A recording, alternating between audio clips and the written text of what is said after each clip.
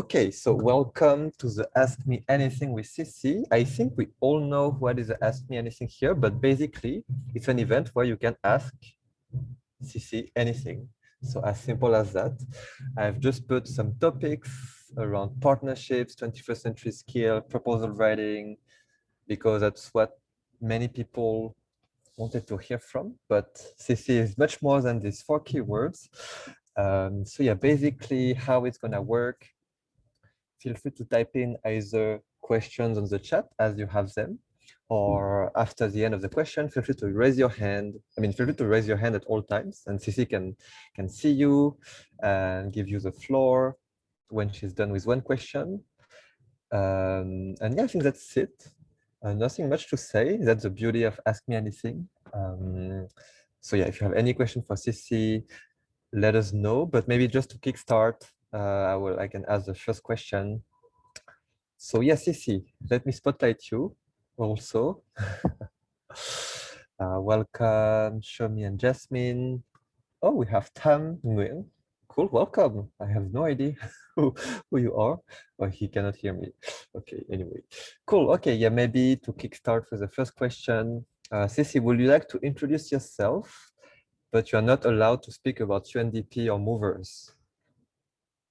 Okay, so introduce myself outside of my work life. So hi everyone, my name is Cissy. I was automatically going to go to UNDP and movers. It's very hard. But I am Australian, currently living in Bangkok. I love fashion, clothes, and shopping. And I'm a massive foodie. I love to cook and love to experiment and make delicious foods. And yeah, very excited to join you all here today. I'm a bit nervous as well. I mean, it's always a pleasure to be able to join our movers community and also yeah, the movers team as well. So yeah, please ask away any questions you may have. And yeah, very, very excited and feel very blessed to be here. Cool. Yeah, you see, it's so difficult. The first reflex is like, hi, I'm Dinh-Long, I was at UNDP, and then you're like, oh, what is my identity? My identity outside of work. Exactly. You said that you loved trying new recipes and stuff. I know that you love ice cream as well. We'd like to share a bit about your ice cream adventures. Yeah, definitely. I think so. The reason why Dinh-Long mentioned ice cream in particular is because I'm looking to create my own startup / business surrounding sort of vegan ice cream, vegan gelato. And for a lot of people that know me, it sounds a little bit weird because I'm not a vegan. So a lot of people ask me, why do I want to create a business or sort of venture into vegan ice cream? And the reason why is because I think plant-based diets are beneficial for everyone. And I think sometimes talking to a lot of my vegan friends, veganism and vegetarianism can be quite prescriptive and quite constraining, right? If you don't eat or you have to follow a specific regimen in order to be that. And I think for a lot of people, it's about balance and being able to substitute some of other diets and other, I guess, plant-based things for meat or dairy-based things. So yeah, I just want to give people the option and not make veganism very intimidating, and I wanted to make it accessible for people. I'm also lactose intolerant. So for those of you who don't know, that just means that you can't have a lot of dairy. So it's a bit of a bummer when you're lactose intolerant and you love ice cream, because then you get sort of bloated and you don't feel so well. So yeah, it's also good for those who can't have dairy but love the taste and feel of ice cream.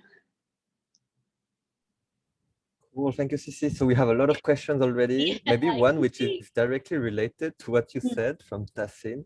Which flavor of ice cream do you like? You know what? I love all different types of flavors. And I know this is like it's not really answering your question, Tasin, but yeah, I think every flavor suits sort of every mood, if that makes sense. Like if I'm sad, I automatically go to chocolate with sort of choc fudge brownie. If I'm feeling sort of fruity and, you know, sort of healthy, I'll go with like a mango. But I think what intrigues me the most are unique flavor combinations. So at the moment we're testing out like honey lavender or sort of sea salt, caramel, and rice. So like different ingredients to create different flavor and sort of unique flavor combos. And I hope one day you'll all be able to sort of try my ice cream creations, even if it isn't in a business setting, but as just friends for you all to sort of come over and maybe have a big ice cream party. Okay, cool. Yes, I think what I love is you have such original flavors that I never heard of. So it's super cool. Okay, maybe let's start chronologically. We have a question from Shakriya. Yeah, maybe Shakriya, would you like to unmute yourself and ask your question directly? The first one. Okay, so hello everyone, can you hear me? Yes. Okay, so my first question is I would like to know about your first step when you join in UNDP. I would like to know about it. So I want you to share me a bit about it. Thank you so much. Thank you so much, Shakriya.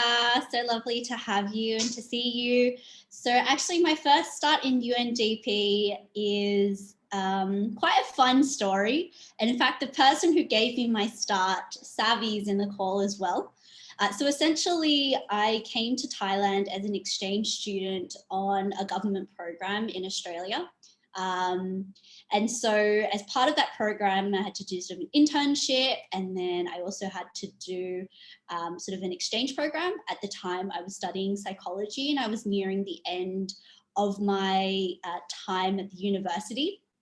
And so, you know, being a very stubborn person and ambitious, unwielding person, I always knew that I wanted to do an internship at the UN. It was partly the reason why I chose Thailand and Bangkok as my host country and city, because I knew that they had a regional hub here.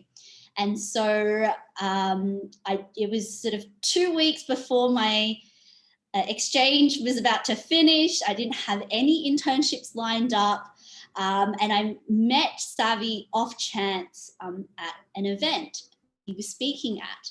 He said that he was working on youth in UNDP and that he used to be an ISEC, which I used to be a part of as well in Australia. And from there, after he sort of finished his talk, I remember there was like a famous actress, a Thai actress who was actually there, and everyone was rushing to see her, but I didn't care about her. All I cared about was being able to go and talk to Savvy and to ask him about his UNDP experience and to ask him, you know, what opportunities there are for me to intern. And Savvy kindly, I mean, I must have looked crazy. I was just thinking about it now, just sort of running up to someone with that question. Savvy kindly gave me his card. I emailed him and we had coffee and we chatted, and yeah, I started sort of exploring and getting involved in Youth CoLab. And then from there I was able to get an internship. And thankfully and luckily, thanks to the team, after I sort of finished my internship and went back to Australia to finish my degree, I was able to rejoin the team and be back with everyone. So yeah, I consider myself to be very lucky and fortunate that I have such great people surrounding me that believe me and support me and sort of, support my dreams to be able to give me that chance. And it's a testament to Savvy and also the team here at UNDP to had that much belief in me. So yeah, really thank them for giving me that chance when no other UN team would. Thank you, Cissy. Yeah, for me, that's the embodiment of entrepreneurial mindset, a concept that we love in the Morse program. I'm sure now everyone is sending a message to Savvy to get in touch. So be ready, Savvy. Cool. Next question is from Linka. So yeah, Linka, feel free to unmute yourself and ask your question. Hello. Sorry, I'm having dinner as well. My question is, I want to ask who influenced you the most to become who you are today, including those people who are famous or in the history that you got super inspired to be who you are today.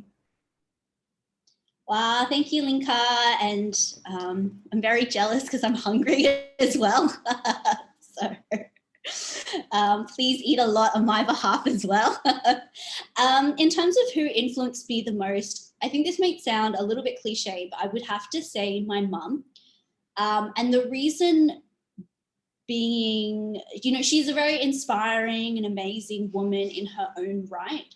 I think sort of growing up in my childhood back in Australia as well, sort of her and I both experienced sort of domestic violence. And that's something that I've been very open with in sharing as part of my story and why I want to work with young people and why I am the person that I am today. And I think for me, it's less about her imparting her wisdom on me, but it's about her being able to step out of the light and being able to find herself and be the person that she was meant to be. Because I think a lot of the times we think of our 20s or our early teens as the time period that we find ourselves and we know who ourselves, and from that point in time, that's who we are. And sometimes I think a lot of people, it's a constant journey. It doesn't just stop when you're in your 20s or 30s. Maybe that's the time when you had the most growth and you are able to, learn the most about yourself. But I think it's a constant journey. And for her, that journey didn't start until she was in her late 40s when she left a difficult and abusive relationship. And she embarked on a journey that was difficult and unknown.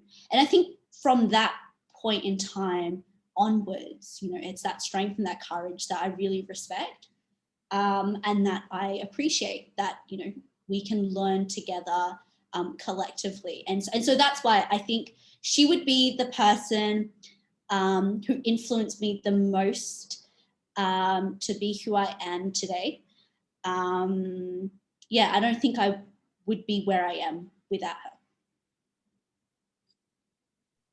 Thank you, Cissy. You received a lot of hearts when you were sharing. Cool. So we have a question from Jasmine, which is totally unrelated, but I'm sure you will love this question as well. Jasmine, do you want to unmute yourself? Yeah, thank you, Dinh-Long and Cissy. Yeah, I think I really love your hair today, Cissy. It looks so good. You can be the model for advertisement of a shampoo brand. So can you take 1 minute to answer my question? Do you have any suggestions on your hair? Of course. Hold on. Give me 1 second. Sorry, I think this is unconventional and it's probably not been done on an Ask Me Anything, but I'm going to be the first to do it. So essentially, to curl my hair to look like this, I use a curling wand that looks like this. And basically, I'll do a quick 10-second tutorial. Basically, after the shower, I only curl my hair sort of once a week, and it sort of stays its shape. And basically what you do is you section a part of your hair and then you wrap it counter sort of clockwise this way. You hold it for like 10 seconds and then you drop it and then you let it cool. And then afterwards you spray it in place with a moisturizing sealant. And then, yeah, it stays that way. And I also have to thank my hairdresser for coloring my hair. Yeah, I hope that answers your question, Jasmine. Yes, thank you so much, Cissy. You should definitely start your own YouTube channel. Testing second my thought. Yeah, I don't know if people would watch. Yeah, and I'm very bad with like filming and talking to camera. So, but yeah, happy to always do a movers hair tutorial, a movers beauty makeover. Maybe we could do that. Yeah, movers workshop on hair, something like On self-love. Okay, the first time I see something like this, didn't even know it was possible. Cool. Yeah, Shakreya, you have another question. Feel free to unmute yourself.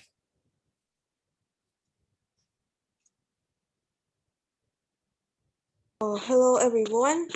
I almost forget about my question. Oh, okay. So my question is, I would like Sister Cissy to recommend me an English song, the one that you think it is an inspirational song, and I will listen to it. Thank you. Oh, no, I have to think. An inspirational song.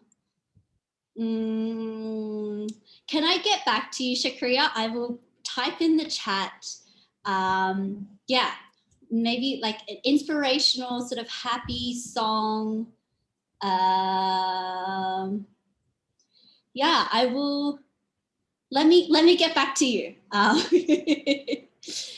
Let me think about it for a few moments, and then I will sort of send to you, and I can also send you some other songs to listen to. Maybe you can also share with us some of your favorite songs. I'd love to sort of listen to more non-English songs.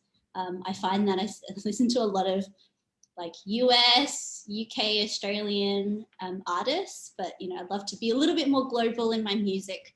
Oh, and also BTS and some K-pop, but yeah, be a little bit more global. So please share with us, yeah, your song recommendations too.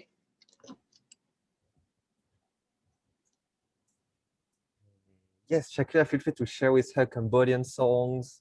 I will share with her Cambodian song also, my favorite one. Okay, wait, I lost so many comments. Okay, cool. Next we have Anisha. Yeah, Anisha, do you want to unmute yourself? Hi, dear. Yes, thank you. And yeah, Sissy, I thank you so much for the tutorial. I'll definitely be using that to curl my hair next. And for my question, I just wanted to ask you about what made you decide to work in partnerships at UNDP? And do you think that your college experience has trained you enough for this current role? Skills wise, do you think that that was your experience? So yeah, that was my question. Thank you so much, Anisha. So I think similar to how I got into UNDP, I feel like I sort of fell into that partnerships role. I think as a kid, a lot of people would tell me that I talk a lot and I sort of debate and argue a lot. And I'm always trying to convince people to get out of things. And so, you know, what I love about partnerships, because it wasn't, you know, originally an area that I wanted to get into. You know, I originally entered into UNDP doing more on sort of event management and sort of managing some of our regional conferences. And so what I love about partnerships is that it's so dynamic, right?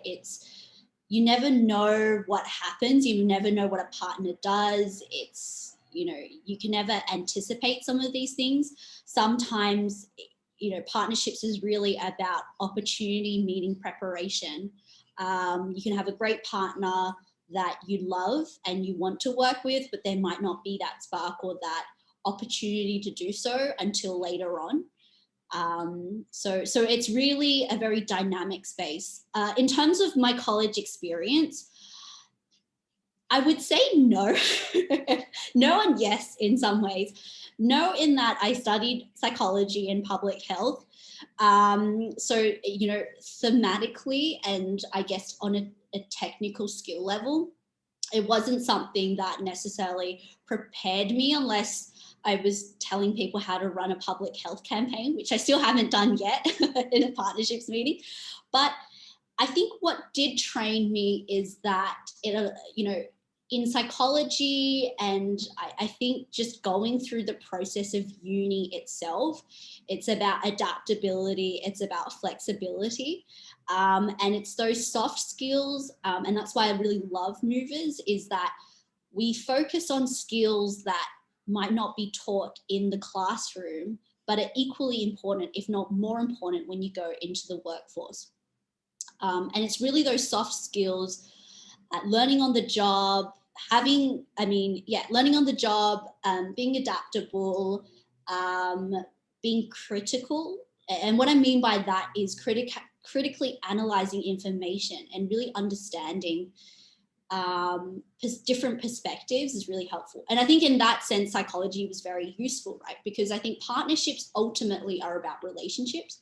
It's about relationships and knowing what the person wants, right?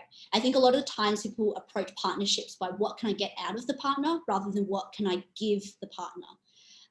And while that is a little bit counterintuitive, I find that it is where you find the best partners. Those that are willing to give first and that really want to make a difference, and where you'll be able to find the most, I guess, values alignment. So yeah, I think that's it. Back to you, Ding-Long. And Anisha, I hope that answered your question. Yes, amazing. Yeah, thank you so much. Thank you, Cissy. Yeah, hashtag GiveFirst is also the favorite hashtag of Linka. Yes, anyway, I don't find a transition. Yeah, next question is with Shomi. Shomi, feel free to unmute yourself.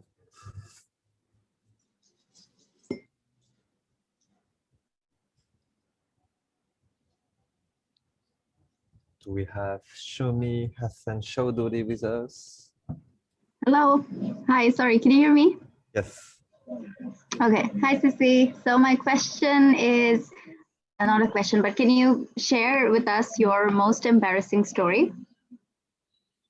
Oh, there's so many embarrassing stories and moments. I'll tell you maybe, one of the most embarrassing stories when I first came to Thailand. So, I came from Australia. I'm from a very, middle-class family. And, for me, being an extrovert, I've never really had trouble sort of making friends and talking to people, but sort of coming to Thailand, it was such a massive cultural shock for me. Even though my background is Chinese, I still think of myself very much as a banana, Asian, yellow on the outside, but white and very westernized on the inside. It's a joke that my mum and I would always say. And so, I had a really difficult time fitting in and making friends. And so there was a girl in my class in psychology who were wearing these shoes. Now, loving YouTube and going on YouTube and seeing these tutorials, I thought, they might have been, a DIY type of shoe. And, because there's a lot of tutorials on it. And, I've always wanted to know, and I've never been like really crafty when it comes to making my own shoes and things like that. So, yeah, so when I saw the shoes, I was, very excited, and, I was trying to make conversation. I thought, I asked the girl, I said, your shoes look so interesting. Where did you get it from? Did you make it yourself? Like, and I try to make conversation. And I don't think I've ever seen anyone so shocked and offended in my entire life. And she has a good reason to do so, right? So I'll share my screen really quickly. But essentially, the shoes that she had were these Gucci shoes that were like $1,000.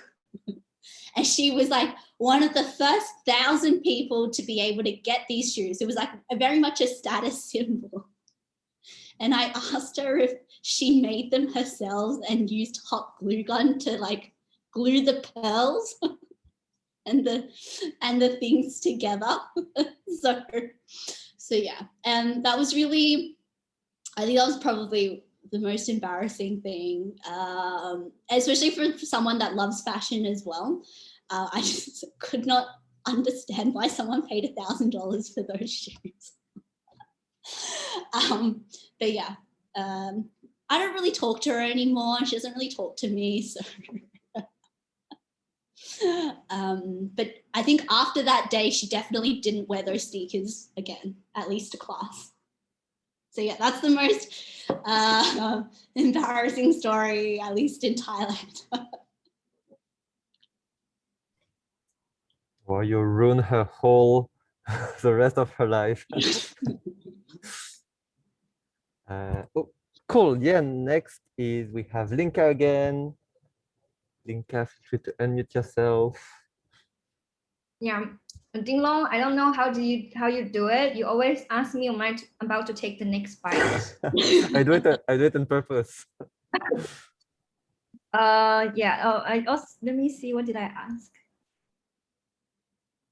Okay, so I'll combine my two questions together. It's all related to you know, your journey taking up the partnership. So the first is about your favorite element of doing partnership.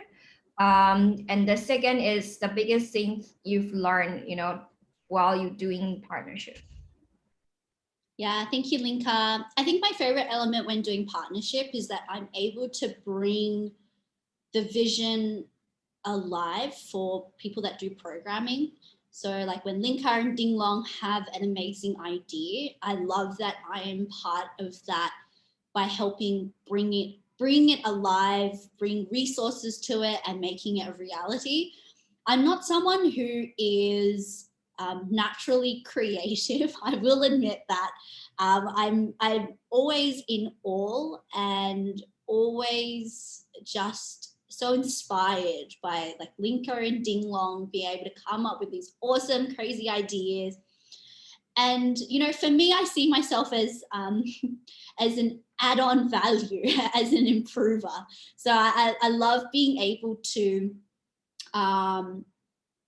bring people's ideas to life. And that's what I love about doing partnerships. It's about bringing these possibilities and taking them to the community and being able to fund them and bring on board other people who see that collective vision.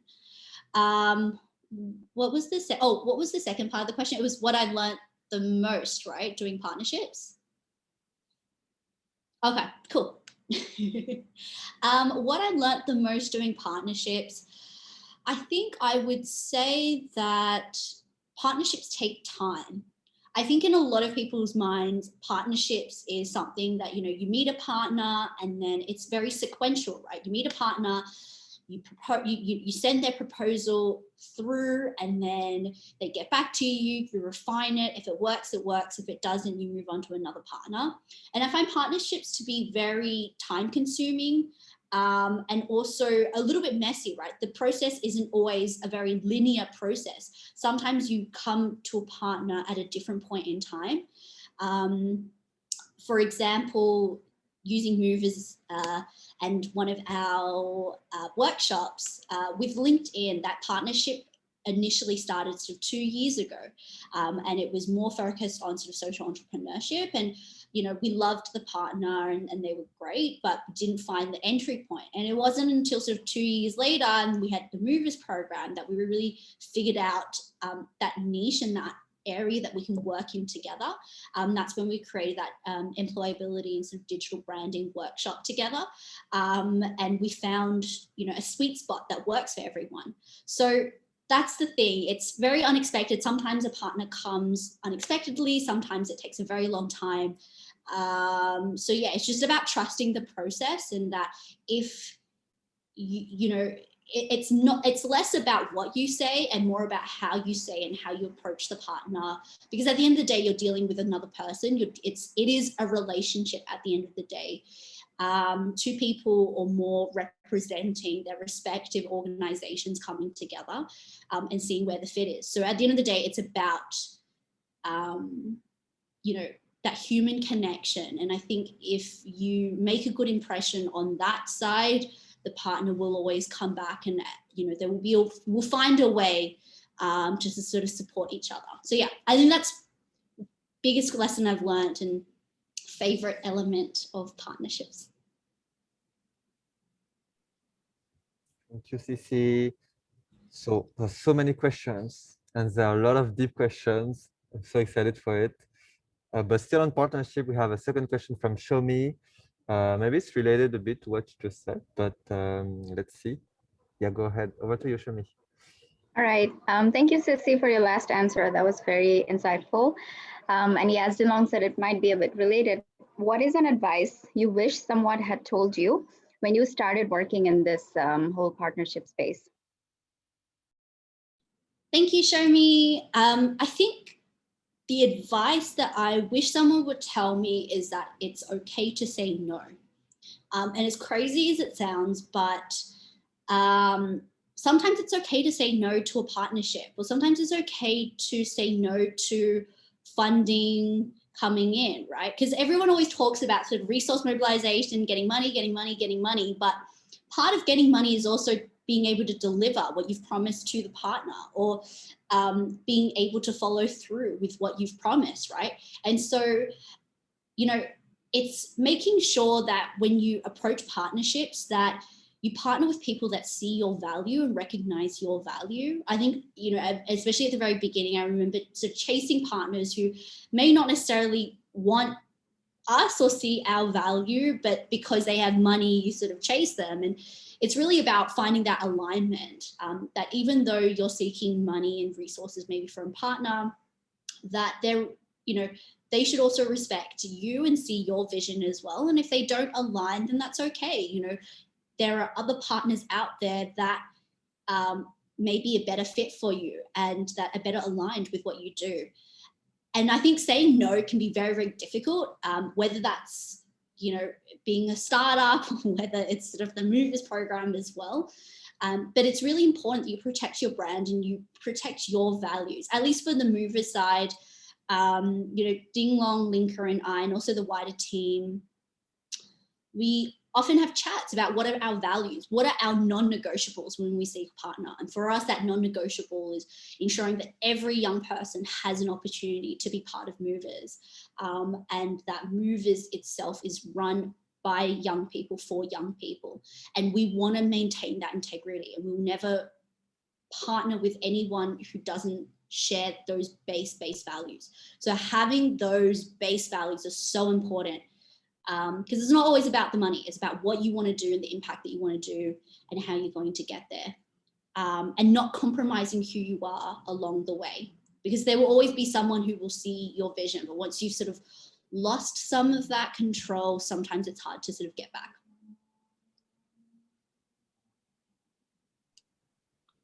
Thank you, Cissy.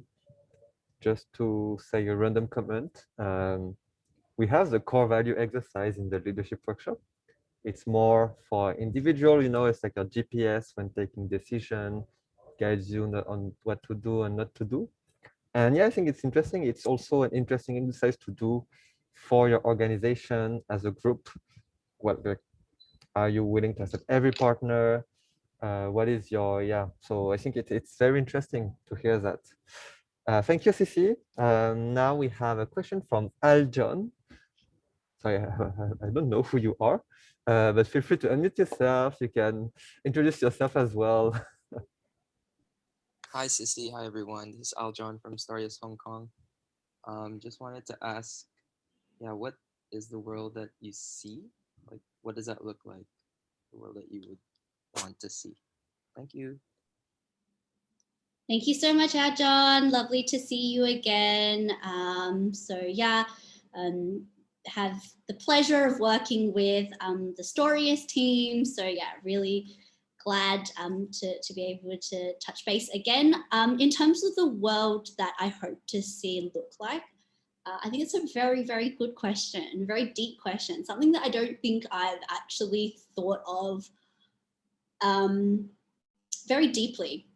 I'll start with the world that I hope to see from my eyes. For me, you know, sometimes when we do development work and we do developmental impact, you know, it's very difficult to see the difference an individual makes. But sometimes I think that an individual makes all the difference.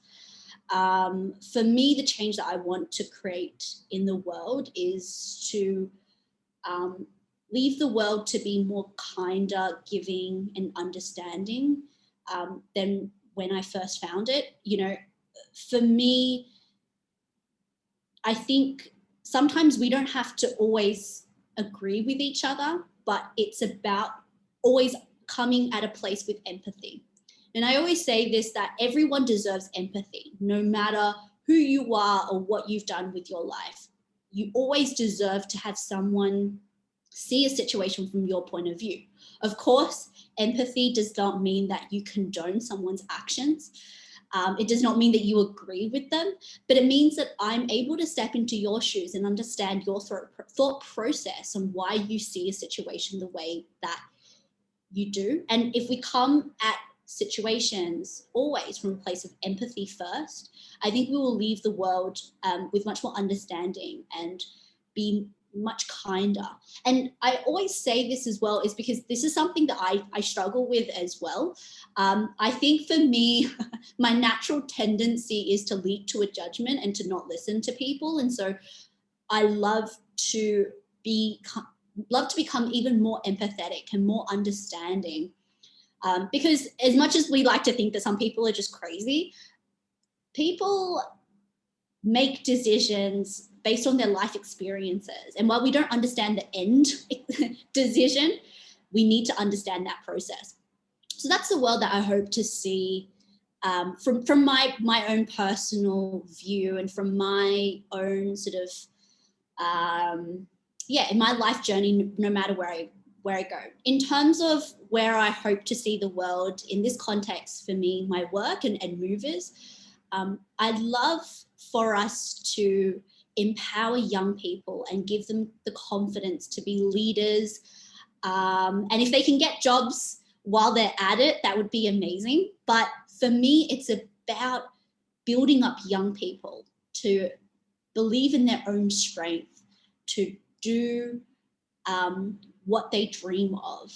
I think that to me is really what speaks to the core of what I would love to empower for movers. You know, I think especially as young people, sometimes we get told no, we get underestimated because we're young and people think, oh, this young person doesn't have experience, doesn't know anything, right? But having young people also being able to step out of that shadow and step into the light and be who they truly are, and being able to lead on the SDGs, on climate change, on issues that they are passionate about, and be the change they want to see in their communities, and believing in other young people. So yeah, I hope that sort of answers your question from sort of two perspectives, but I think I'd love to also think more about long-term and even bigger picture of and more layers of what the world should be. But yeah, thank you for your question. Thank you, Cissy. Thank you, Aljon, for the question. I love this type of question. It's very lifeliney. Yes, next we have Vatana back on partnerships. Okay, hi Cissy and hi everyone. By the way, I can stop myself from telling you that you look so beautiful today, and like as always, yeah. So my question for today is that what is the hardest moment that you have to deal with during the partnership meeting? Thank you so much, Wadna. And for those of you who don't know, Wadna has recently joined the Movers team. We're so excited to have her on board. So you'll be seeing more of Wadna very, very soon. Thank you for your question. I think the hardest moment that you have to deal with during a partnerships meeting, I think it's two things. The first thing is when a partner is apprehensive or they don't really see or understand your vision. You know, at that moment, it's easy to kind of just give up and think, oh my God, you know, but, you know, you need to think quickly on your feet and think about how you can sort of shift the conversation and maybe rescue the partnership a little bit. So I think that's a really difficult moment when the partner's vision and yours don't really align, or maybe they misunderstand something. And I think secondly, this is more just for me personally, is when a partner asks me a question and I don't know the answer or I'm unprepared.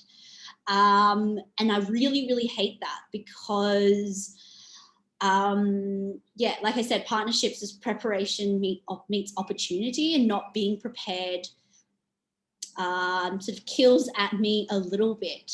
Again, luckily with Savvy, who's often also in these partnership meetings, is very good at remembering everything. I don't think I've ever met anyone with such a good memory, but I think, yeah, those are the two moments, and definitely on remembering the facts and having all the facts available is something that I typically do and prepare for. But when the partner catches you on one or two things, it hurts me a little bit inside. Obviously, you know, you always improve and you learn from your mistakes, and you can't prepare for everything, right? But as a perfectionist, sometimes it just kills me a little bit. Thank you, Cissy.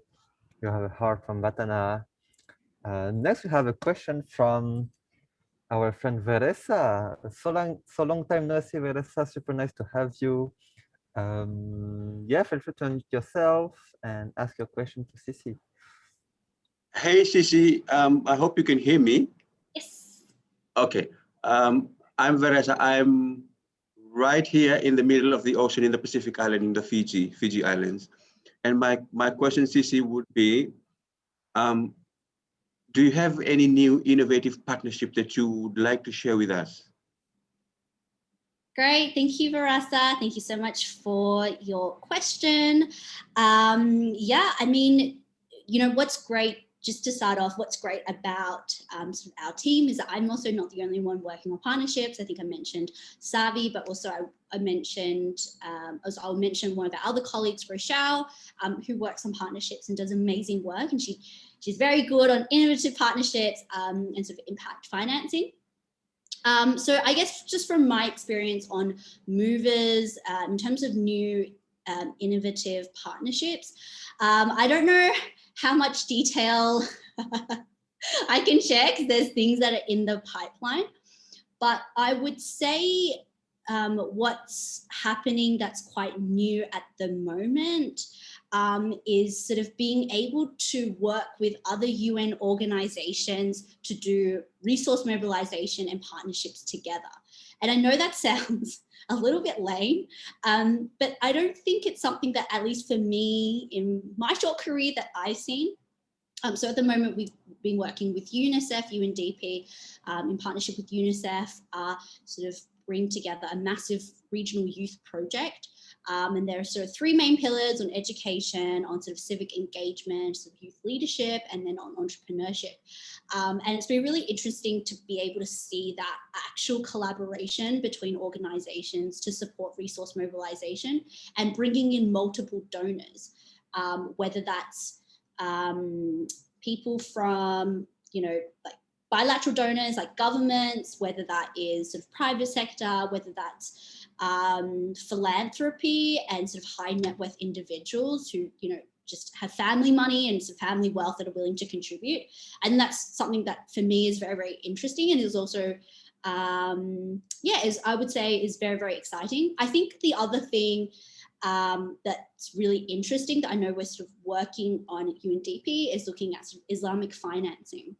It's a massive area, particularly in the region, Asia Pacific, and issuing of like green bonds and using Islamic financing to support sort of climate change and recovery. That's also, I think, something that we don't talk about a lot. I think in the UN, we love to focus on sort of bilateral donors, but really Islamic financing is a really interesting and innovative area. And yeah, I think a lot of exciting things coming up. So yeah, thank you so much for your question. I hope I can be able to share more with you very soon. Thank you, Cissy. Next, we go back on the deep questions.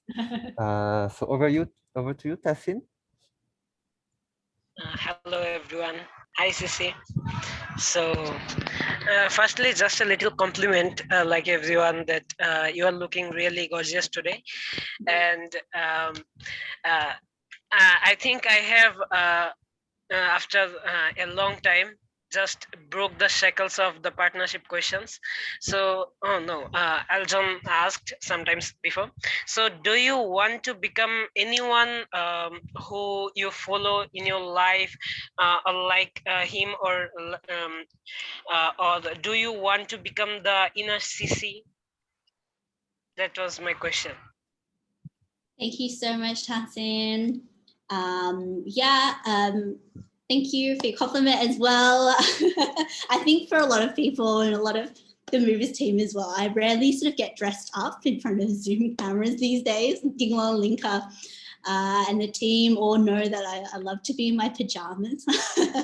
So thank you all for being so supportive, encouraging. Is there anyone that I want to follow or sort of be in my life? I don't know, maybe it sounds really arrogant, but for me, I've always known who I am and I always know what my values are. And, you know, I think everyone lives life on a different pathway and a different journey, right? And it's, you know, you can always, you know, admire and draw inspiration from different people. But I think at the end of the day, your life is your own pathway. And it's a shame to live your life like anyone else except for you. And so what might work for someone else might not work for you. And so for me, I try to live my life with purpose by being and trying to be the best version of myself possible. Sometimes and some days that can be really, really difficult. Sometimes I don't even know what does that best version look like. But again, it comes from a place of firstly listening and empathizing with people. And I think just being, you know, more understanding and more aware, right? Being more aware of my faults and being able to overcome them, but at the same time, loving where I am at each stage of my life. You know, I think sometimes as well, when we talk about the future, we talk about our future self and plan about our future self, we don't love our present self. And I think along our growth journey, wherever you are, it's important to love who you are at each stage, recognize the process and recognize that you need to do more, but also accept who you are at every stage, and not sort of beat yourself up if you don't reach a certain expectation, right? Everyone runs their own race and runs their own journey at a different pace, right? It's not just some people are better. It's just we all go through life at different moments at different times, and just to love and enjoy the journey wherever we're at. So yeah, I hope that answers your question. Thanks a lot. Thank you, Cissy. Thank you, Tassin. Yeah, he left a lovely comment as well. It's not a question, but yes, Vanessa, I'll share more information about YECAP. I can send you an email after. I saw Carla, you had your hand raised. So over to you, Carla. Hello. Hi, Cissy. I just have one question that just came to my mind, and I want to hear your opinion on that. And what do you do when actually you know for sure that your potential partner has way more to offer than what you do, but you really need this partnership to keep going? So how would you have the meeting? What are the points that you think are more the most important to raise to make it happen? Sorry, Carla, I missed the first part of your question. Could you repeat it again? So sorry. Yeah, for sure. Yeah, just asking, how is it for you when you, I literally just forgot how it started, but so you are gonna meet with this partner, right? And actually they have way more to offer than what you have, but you really need this partnership to keep going and to formalize. how would you prepare for this meeting? If I'm being very, very honest, I feel like a lot of the times it's how I feel, that the partner has so much more resources than what I can offer and than what I can do, right? I think, again, it's just about being able to find common ground. And again, you know, sometimes when we do partnerships, we think that, oh, like we put the partner on a pedestal, right? And it's important to value the partner, but you need to understand it's also a relationship, and it's a balanced relationship, that even though the partner can offer a lot now, doesn't mean that the partner will always offer a lot, you know? And especially at the beginning of a program, you talk more in terms of potential. And so maybe at this point in time, the partner offers more than you, but maybe at another point in time, you offer more than them. So it's, yeah, for me, it's about finding that balance and finding where you add value, no matter how small, based on their mission, and finding out, yeah, what they want, and how you can fit in, no matter how small. And to be honest, if, you know, yeah, being very, very honest here, I think most partnerships start small. For example, with Youth Collab and our partnership with City, that always wasn't, you know, a big multi-country regional project. We also started with a pilot, and then from there we grew, right? The partner sees more of our capacity to deliver and you know, sees more of the good things that we're doing across the region, and yeah, wants to sort of be part of that journey and expand that story to the wider region. So yeah, I think just understanding that, you know, you still also have some power in that relationship, and that yeah, you will always find some touch points. And I think I got really good advice one time, and that is, if you are passionate about what you do, no matter how nervous or how big the partner is, if you believe in your mission and you see the value of young people and you see the value of what you do, that will translate to your partner, and you will make it happen. So yeah, hope that answers your question, Carla. And yeah, good luck on all the partnerships. Thank you. Thank you so much for sharing. Thank you, Cissy. Thank you, Carla. Okay, oh, okay, we have another question. Okay, yeah, over to you, Tassin. Okay, hello again, and just like another lifeline questions. When you were like sad or depressed about anything, what do you just do to freshening your mind, or like to be refreshed? Thank you so much, Hassan. What do I do when I'm sad or depressed? I think, first of all, sort of being someone who has studied sort of psychology, mental health, I think it's important to recognize the difference between a mood and maybe a state, right? So if you are feeling sad or depressed in the longer term, it's important to not deal with it alone, to be able to seek help and to be able to get the support that you need, and not feel bad about it. Sometimes people have those moments. I know I've definitely seen, you know, health specialists, and sometimes, you know, there's just those moments in your life, and it's completely fine. When I'm generally in a good mood and I'm fine, but there's just like 1 or 2 days I'm sad or depressed, what do? Number one, I'd eat ice cream. Chocolate ice cream, or something like, I don't know if this is in other countries, but in Thailand, there's like a Milo ice cream. So yeah, I go to 7-Eleven and I buy like 7 of those ice creams, or a tub of them. They sell them in tubs as well. If I feel fancy that day, I'll buy Haagen-Dazs, but if I can't afford it, I'll just buy Milo ice cream. I sit in front of my TV, I turn off my phone, shut off from the world, and I watch reality TV shows. In particular, it's a bit embarrassing to reveal, but the Real Housewives series or franchise, I'm not sure if you've heard of it, but it's about sort of like married women in the US, and there's some franchises in Australia and in Canada, and they just argue and bicker. And, you know, this just makes me feel better. But I think at the end of the day, when you're sad or when you need a pick-me-up, it's about doing things that bring you joy, right, ultimately. And it's about sort of taking a moment and walking away. What I've learned is that the more that you think about a problem and the more that you're upset, you can go down into a negative spiral. And so it's important that to stop yourself from spiraling, you walk away from the situation. If you can't look at it objectively and if you can't see the solution, walk away from it, do something that you enjoy and that you love, and then come back to it with a fresh mind and a new perspective. And yeah, just take some time and not feel bad that you're taking some time, because sometimes that distance is all you need to see it from a new perspective, or to approach it from a new way. So yeah, hope that answers your question. Yeah, thank you. You're not the only one to watch the real Desperate Housewife, Cissy. Anisha also confessed.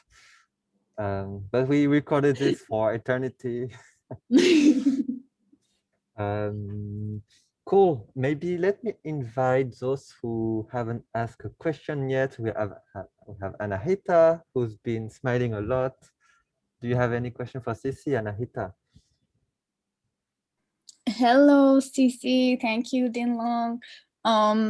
Well, the question that I have is very in terms of the kind of work that you do, because, well, I was in UNDP until like a month ago, and but I was in a country office, so I saw how the partnership officer, the kind of work that the partnership officer in the country office did, but I was wondering, how different do you think your work is from the ones who are in the country offices, if any different?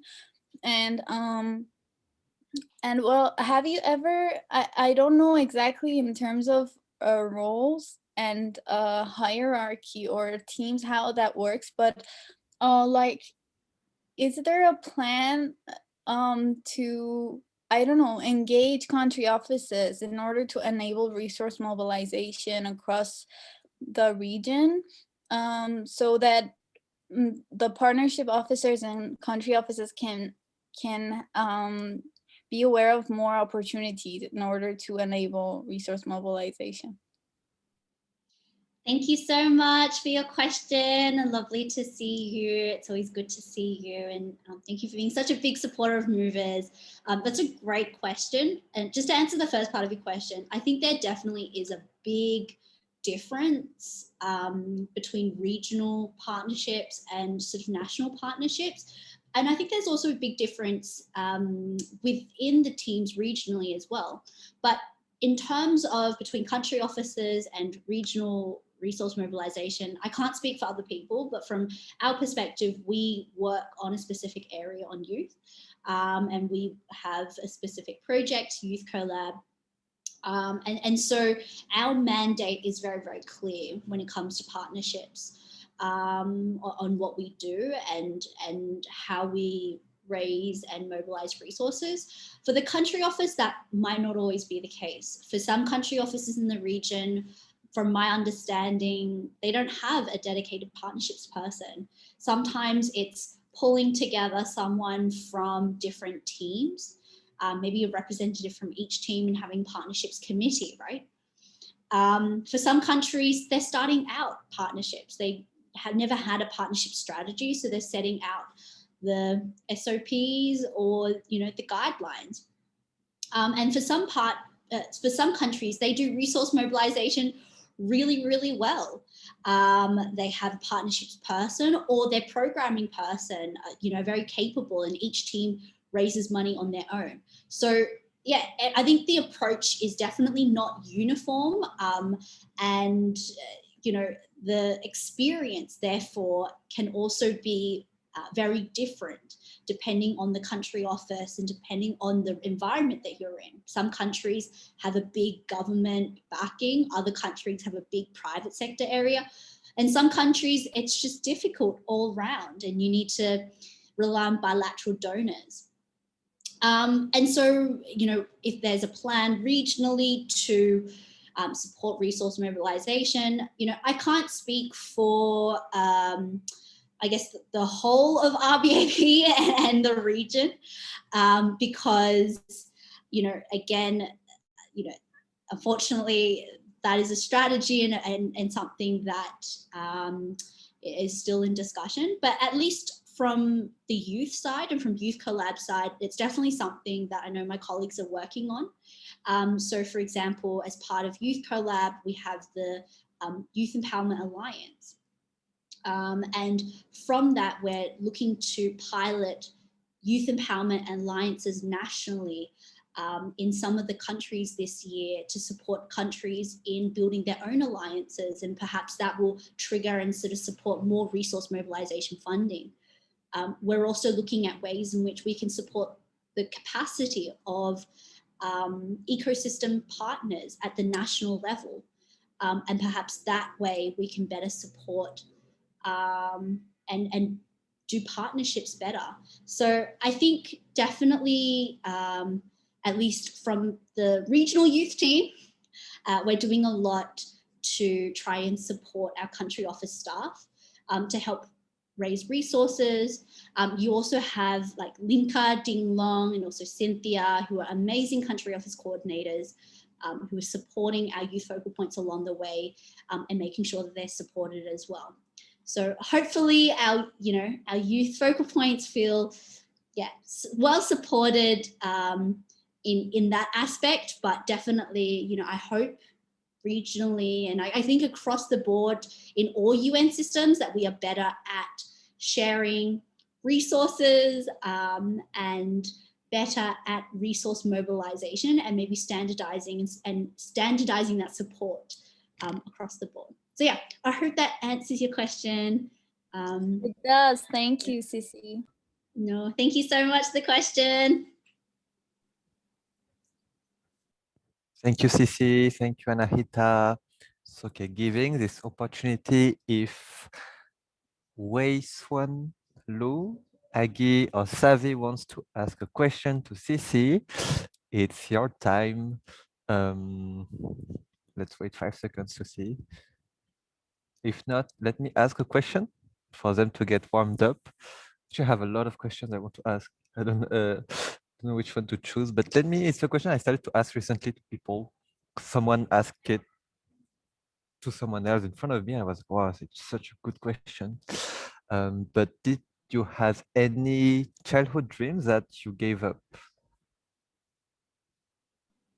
Oh, that's a good question. Okay, so I've only ever had 2 childhood dream jobs.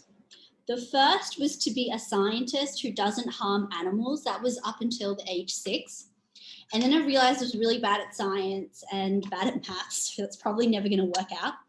And then up until maybe I was 18, 19, I wanted to work in fashion, be a fashion designer, fashion buyer. That was a long and big dream of mine. I wouldn't say that I necessarily gave up any of those dreams, but more found greater focus in what I want to do, right? Because I think when we say that we gave up on childhood dreams, we make it sound like it's something that we still have a passion or that we want to do, but maybe for practical, logical reasons, we, don't want to do it anymore. But for me, I don't think I ever felt like I gave up on those childhood dreams and more just grew into what I really want to do and what I'm passionate about. I still remember going to fashion school and it was just really mean. People are really mean. And, at the end of the day, I remember I was working until 3 a.m. on a skirt and I thought to myself, like, what am I doing with my life? Why am I like losing sleep and being so upset at a skirt? I wanted to do more with my life. And so, as I still love fashion, maybe not Gucci shoes, but I still love fashion and learning about fashion and being part of that. But it's a hobby.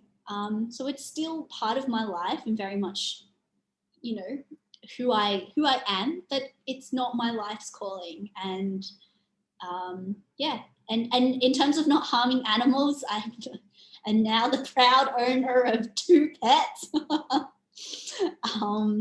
So yeah, I guess in some ways I'm still carrying on my childhood dream, perhaps in another.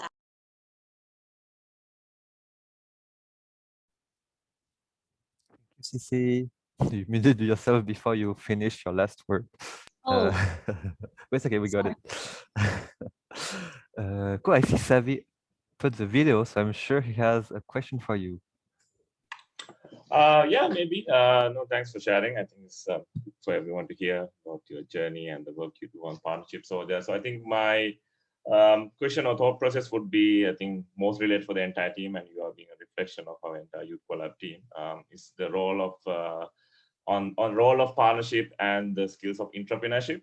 You know, like how being an entrepreneur inside an organization, or being an entrepreneur, or having that entrepreneurial skill set is helping partnerships, especially from your own experience over there. I think that's something a bit more different that we do or try to do in Youth Collab compared to traditional UN project. You know, so putting that entrepreneurship at front and using the skill set. How was your journey so far, and what others can also learn in their own day-to-day work in terms of bringing entrepreneurship into partnerships? Thank you so much, Savi. I think it's funny because a lot of our team came as entrepreneurs, you know, as entrepreneurs themselves. And I feel like I came as a non-entrepreneur, and now I'm trying to start out as an entrepreneur. So it's sort of almost reverse engineering, but definitely, I think even though I'm starting out my entrepreneurship journey, I think there's definitely things that as I'm learning along the way, it's affecting how I see and value partnerships. I think first of all, being an entrepreneur or an aspiring entrepreneur is about flexibility, and it's about thinking outside of the box, right? And sometimes, you know, in a UN system or in a large organization, there are a lot of red tape and bureaucracy, right? So you need to think about and being creative and innovative in how we approach that and how we do things, right? And I think the main thing for me is being an entrepreneur helps me question the way things are. Just because the way things are doesn't mean that they are the way that things should be. And that's a really important lesson, right? So sometimes we're very stuck and rigid in the ways that we do something. We never stop to question why we do it. And if it made sense before, does it still make sense now? I think being an entrepreneur, you're consistently asking yourself, is this what my customers want? Am I following the trends of what my customers sort of want? And in some sense, it's about also asking partners, does this partnership still make sense? You know, what does the partner want? Maybe the partner wants something else. And maybe there's something that we can do that's different, that hasn't been done before, that we can explore.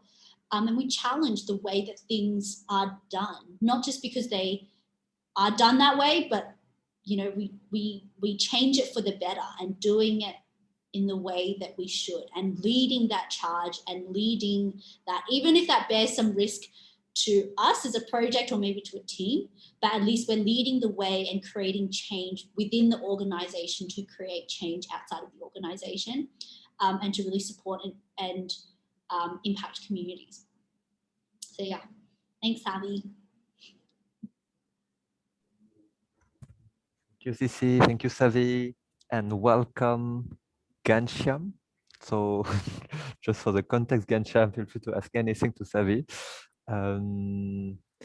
Yes, so I think you already have your franchises in Iran and Bangladesh. So Anahita, send a private message to Cissy. Yes, please do. I'll share.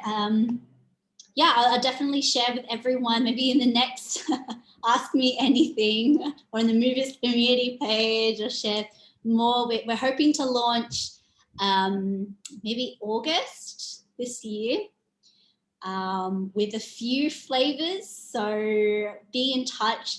we're thinking about how we do for sort of long distance shipping. So who knows? Maybe we could ship to Iran. You never know. Maybe we should ship to Cambodia, Bangladesh. So yeah, keep you all involved. We have a question from Linka. Linka, go ahead. Yeah, it's a very straightforward question. Can you share one thing that you thought that you would learn but didn't have time, or because of whatever reason, but you haven't learned yet? That's easy for me. I need to learn how to drive. And in Australia, let me just preface this by saying, in Australia, not driving is like a big deal because Australia's public transport is very, very bad. We have very bad buses. We have very bad trains and ferries. And the network doesn't really cover all of Australia, right? So typically what happens is when you turn 16, you get your learner's driver's license, you practice for a year, and by the time that you're 17, you get your provisional driver's license. So you start driving sort of in high school or sort of first year of uni. And so for me, because I had a really great friendship group and all of my friends went through the trouble of learning to drive, I just never learnt to drive because they would pick me up and they would drop me home, and we all lived really close together. And I got my learners and I passed with full marks, but it expired. And then by the time that I got to Thailand, I was like, oh, I don't really need to drive, but I'm really scared to drive in Thailand. So yeah, I would love, so Anahita, just to answer your question, I would love to drive, but I just don't know how to drive.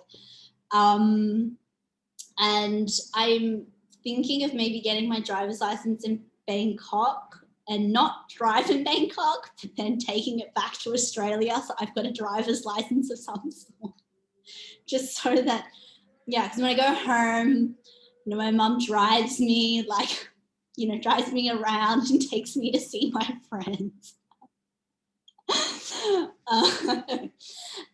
Reminds me of sort of back in high school. Yeah, so when Savi says Cissy loves to walk compared to driving, it's, you know, he's obviously joking because I hate walking. And everyone who knows me knows that, yeah, I don't really love walking unless I'm in appropriate like walking shoes, because I, you know, being someone who believes in outfit and shoes tie the outfit together, I'm often in heels. So that's not really conducive to walking. And thank you, Tassin. With cycling, Linka loves cycling. Linka's very, very good at cycling, but unfortunately I'm very bad at cycling. So it's also difficult to cycle with a dress or with heels. So again, so I think I'll have to learn to drive one of these days. So yeah, maybe I'll learn to drive and I'll hand deliver some of my ice creams to you guys. So yeah. And you have an invitation to move to Bangladesh from Tassi. Yes. I hope you didn't miss it. Yes, I know. I'd love to go. I haven't been to Bangladesh before, so I'd love to go and visit after COVID once I get my vaccination, which will probably be next year. But yeah, to visit Tassin and show me and all the Shati and all the amazing movers and friends in Bangladesh. Cool. So yeah, we've been torturing Cissy for 1 hour and 20 minutes. Okay, maybe one last question and one last activity for our audience. But yeah, I think we love to do very quick checkout. So if you can type on the chat, everyone, maybe one thing that you love about Cissy, one thing that you take away from the discussion, one thing that you will remember, I don't know, one thing you learned, please type on the chat. While you are thinking, I have one last question for Cissy. If you, if you had to wrap up yourself, I mean, if you had to wrap up this conversation about what you said yourself, what would you say just to wrap up everything? I care about my hair and I care about fashion. I'm making ice cream and I have a dog. But I think just in general, I think, yeah, just be the change that you want to see in the world. You know, focus on your journey and your own path. And I think just enjoy the journey as well. Sometimes we always want to get to the next step. You know, I want to do this, I will do this, you know, I will become this, you know, and it's about that process, because it's that process that you learn the most about yourself and you learn the most in terms of life lessons as well. So enjoy life's roller coaster, both the pain, but also the joys. And I think, yeah, in no matter what you do, be kind to people and start from a point of listening and empathy. Because I think if you live your life that way, you will never feel alone, or you will never feel, you never feel unfulfilled, if that makes sense. You know, you'll always be surrounded by people that are like-minded, and that you will never feel that you're too sad, or that, you know, people are so far away.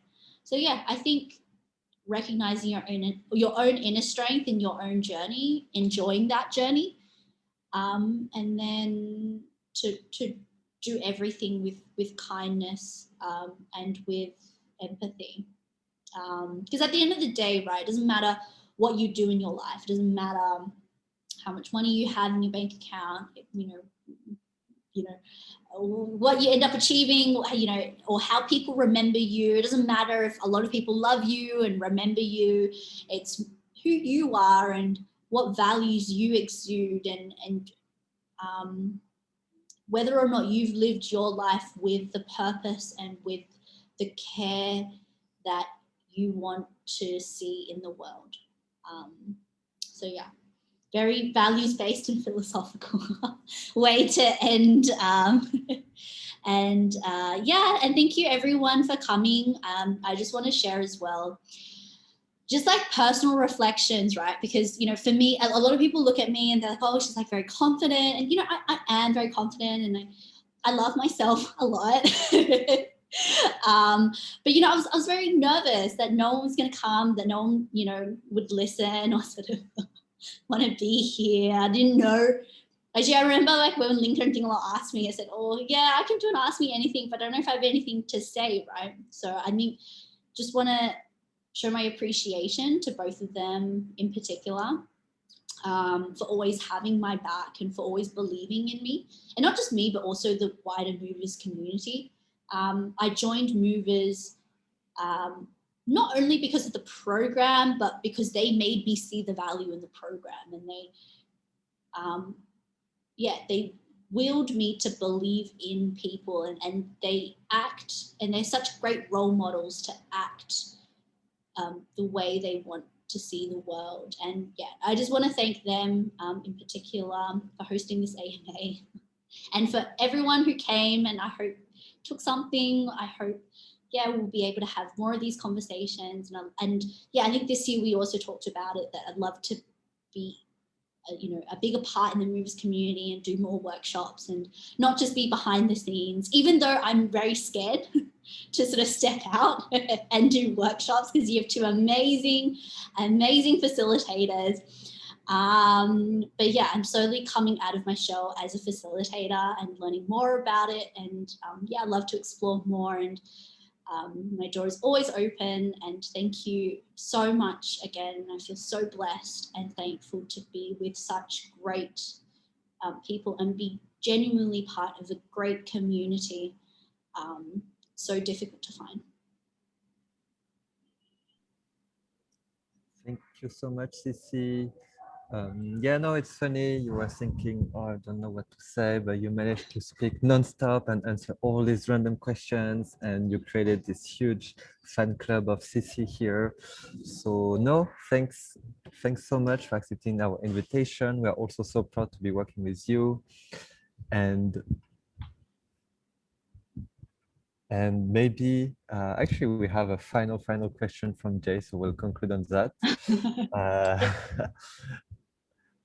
And yeah, if you can travel back in time to an era to observe and experience, where and why do you want to go there? Wow, I love this question, Jay. No, it's all good. I'm just having dinner with Aggie. So sorry, Aggie. I may be a little bit late. We might have to meet at 7:05 or 7:10. But yeah, great question. If we can travel back in time to an era and observe an experience, I think,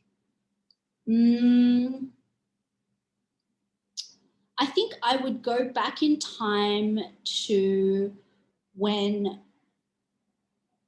I was still in a really bad family situation. Where my mum and I still experience domestic violence and a lot of pain and hurt. And I'd go back and observe the experience, not because I'm sadistic and I love to re-experience my pain and trauma, but it's an encouragement to see how far I've come, to be alive today and to be able to live life with so much joy, I think is such a gift. And I think to take comfort in knowing that the situation in my life will be better. I think sometimes people forget that life and living life in and of itself is such a joy and such a gift. And sometimes I forget that in the hustle and bustle of UNDP and the work that we do. And sometimes I feel burnt out but just having that privilege to be present and to be with people, such a gift, and being reminded of that is really beautiful too. So not so much on the trauma side, but more on that there is hope, and it makes you appreciate your life in so many more ways. And makes every day that you live and that you get to live with people that you love just that much more meaningful. So yeah, thank you so much, Jay, for coming and for the amazing, insightful question. It's a very lifeline question. And yes, Tassian, I love to sing in my shower. I've actually gotten complaints from my neighbor that I sing too loudly and it's really bad. So I can't sing too late in the shower. Otherwise they will complain again. But thank you so much for your questions. And thanks again to Dinh-Long for moderating and everyone who stayed on and who's come. Thank you, Cissy. We'll let you go to eat and we'll let Aggie eat also. Yes. Thank you all. Have a nice evening. Have a nice dinner. You can always reach out to Cissy. Bye-bye. Thank you so much. Yes, thank you so much. Bye, everyone. Have a good evening. Thank you. Bye. Thank you. Bye-bye.